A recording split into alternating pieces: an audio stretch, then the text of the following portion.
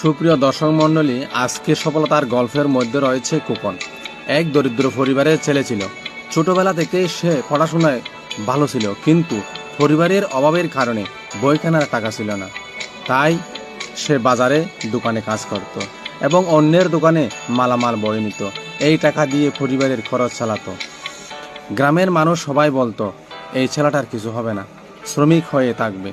কিন্তু খোকন মন থেকে বিশ্বাস করত, পরিশ্রম করলে একদিন ভাগ্য বদলাবেই। সে অনেক কষ্ট করে দোকানে চাকরি করে কিছু টাকা জমিয়েছিল। সেই টাকা দিয়ে নিজে একটা দোকান খুলে তার পরিবারকে সচ্ছলতার মুখ দেখিয়েছে এবং কয়েকজন মানুষের কাজের সুযোগ করে দিল।